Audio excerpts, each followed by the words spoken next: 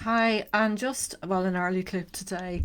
I want to talk about this feeling of um, shame, if you like, which is attached to being bullied.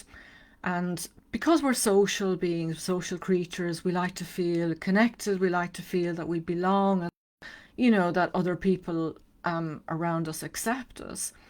So any form of bullying is a form of rejection, and it's a pushing away where we feel rejected. And it's not pleasant. It kind of goes to the very heart of who we are as human beings.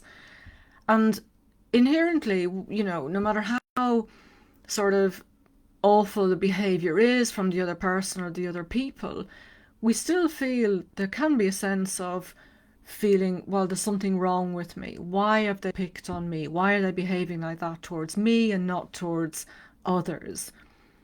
And we can kind of turn on ourselves and almost, start to bully ourselves by feeling, well, there must be something wrong with me. There must be something inherently flawed with me that this is happening to me and not to others. So we kind of internalize it, and that's where the disconnection arises. That's where that feeling of loneliness can arise, because we disconnect from ourselves because of that shame. Shame is a very damaging feeling, a very damaging emotion. It's a lack of self-worth, a lack of self-esteem, a real feeling of we're not good enough, we're not worthy, there's something inherently wrong with us. And I will talk more. I have done clips on this before, but it's a very important issue to talk about. It's not something that people like to admit to either.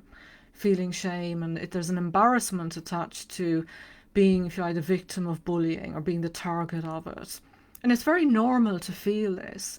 It's everybody likes to want to be in control, to be the person in control, to have everything sorted.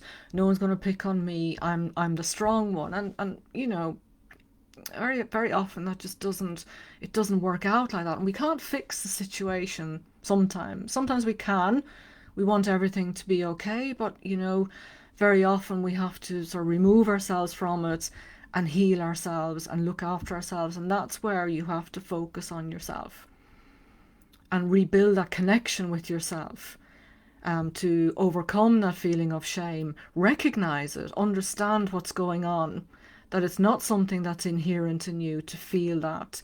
It's something that comes about, it's heightened and it's magnified by the bullying, that feeling of shame. It's very damaging to you personally, and it will stop you from moving forward, it will stop you from growing and finding yourself into, moving into a better situation, because essentially you've kind of turned on yourself. You can't allow that to happen.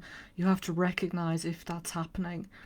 You've got to find positive things and focus on yourself. You've got to turn that gaze inwards.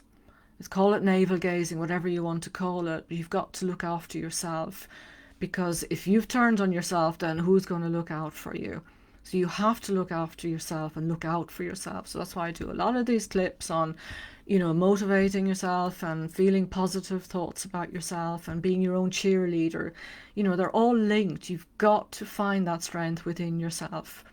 And one way of doing that is focusing on a positive strength or a talent or a skill that you have that nobody else has, or an interest that you have, and something that lights you up, and take your mind away from the trauma that you're going through or that you've experienced, and distract yourself. And even write about it, write out your good points, read positive, uplifting books. And if you want any further help, of course, you can get in touch with me, but I'm trying to give you some tools for yourself to help you deal with this and to come out of it even stronger and more resilient, so you can find yourself in a much better position going forward. So I hope that's been helpful, and I'll speak to you again soon. Bye for now.